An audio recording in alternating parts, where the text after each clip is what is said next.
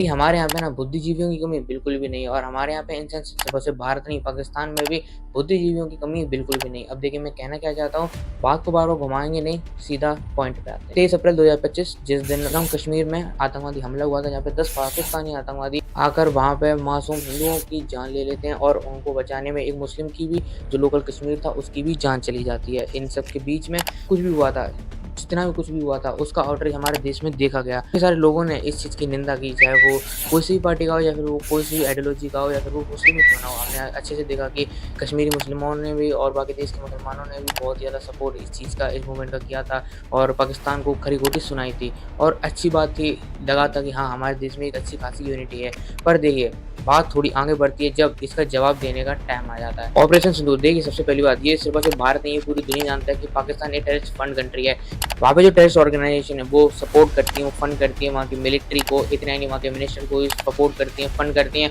और पे बैक में वहाँ की मिलिट्री भी उनको बहुत ज़्यादा सपोर्ट करती है। आर्म्स, एम्यूनेशन, टेक्निक और जितनी भी तैयारी होती है, ट्रेनिंग होती है, उससे सपोर्ट करती है और ले दे के उनका सिर्फ और सिर्फ एक ही निशाना रहता है, एक पीओके, और ले दे के वो पीओके के बाद भारत, कि कैसे भी करके भारत के अंदर अशांति फैलती रहे और उसमें कहीं न कहीं बीच-बीच में जंगें होती रहें, कहीं न कोई बात होती रहे, जिसकी वज़ह से उनकी फंडिंग का भी ज़रिया चलता रहे। अब देखिए, बात करते हैं ऑपरेशन सिंदूर की, तो जिस दिन ऑपरेशन सिंदूर हुआ, ऑपरेशन सिंदूर में पाकिस्तान के आम सिविलियंस को मारने की बात थी ही नहीं कहीं पे। ऑपरेशन सिंदूर में जानबूझ के वही जगहों को टारगेट किया गया था जहाँ पे टेररिस्ट ऑर्गेनाइजेशन ने अपनी बेस बना रखी थी। पाकिस्तान में ये बेस कहाँ-कहाँ पे है, वो कैसे भी करके भारत ने पता लगाए थे और उन्हीं के ऊपर एयर स्ट्राइक की थी, जिसकी वज़ह से जानते हैं कि काफ़ी सारे लोगों की मौत हो गई। अब देखिए, जैसे ये ऑपरेशन सिंदूर हुआ तो इसको एक पहली बार की तरह ना ही उरी सर्जिकल स्ट्राइक माना गया और ना ही उसके बाद जितनी भी सर्जिकल स्ट्राइक हुई है उस तरह नहीं माना गया। इसको शुरुआत से ही वॉर की तरह देखा गया, क्योंकि उनको मालूम था कि इसमें मिलिट्री इन्वॉल्व हो चुकी है और इसका जवाब आ सकता है, जिसके बाद ऑब्वियसली उसका उस तरफ से जवाब आया, पाकिस्तान से जवाब आया, जहाँ अमृतसर में और कश्मीर की पूंछ इलाके में वहाँ पे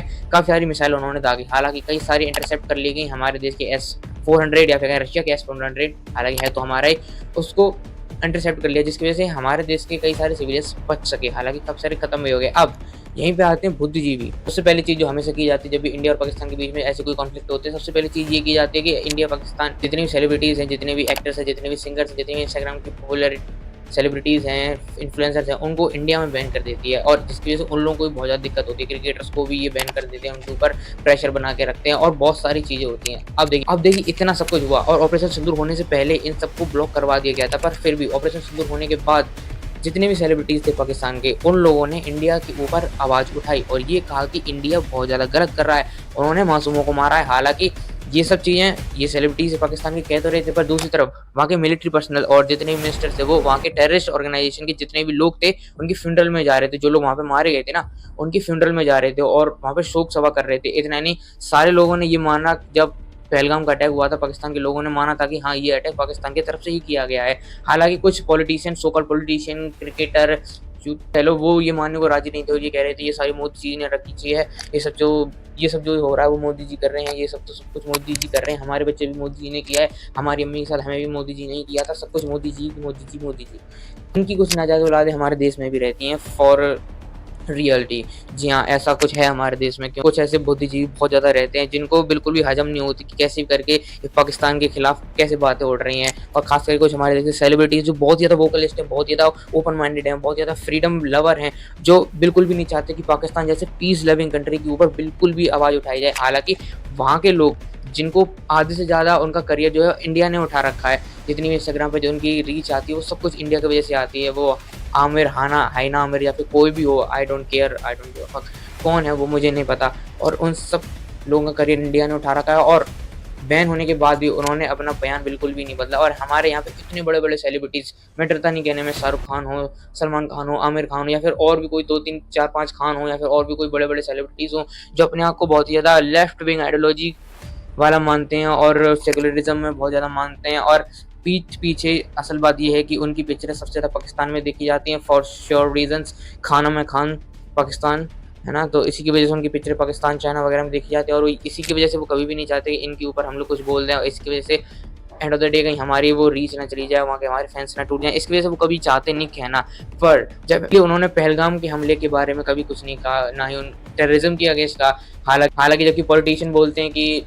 टेररिज्म का कोई धर्म नहीं होता, ये सब चीज़ें बोलते हैं। और मेरे ख्याल से अगर चाहते तो ये भी बोलते कि टेररिज्म का कोई धर्म नहीं होता, कुछ ऐसा भी बोल सकते थे, थोड़ा डिप्लोमेटिक टाइप के बोल सकते थे। हालाँकि इतना भी नहीं बोला गया, क्योंकि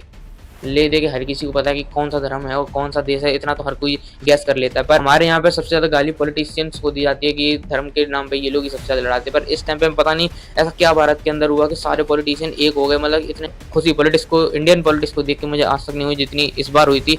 फिर भी इतना सब होने के बाद भी जो जितने बड़े मेगा स्टार थे, जितने बड़े बॉलीवुड स्टार थे, जो जब इनको पैसे कमाने हो तो देश का नाम ले आएंगे, झंडे का नाम ले आएंगे, इंडिया पाकिस्तान कर देंगे, रॉ में चले जाएंगे, पठान बन के हैं एकदम सीक्रेट एजेंट बन जाएंगे, लोगों को छुड़ा के ले आएंगे। पर जब बात असलियत में आती है तो अपने फैंस ना टूट जाएं, सिर्फ और सिर्फ इसी की वजह से पाकिस्तान के खिलाफ कुछ नहीं कहेंगे। और ऑपरेशन सिंदूर हुआ ना, तो उस टाइम पे भी 1% भी ये नहीं कहा कि हाँ हमें प्राउड है हमारी इंडियन कंट्री पे जब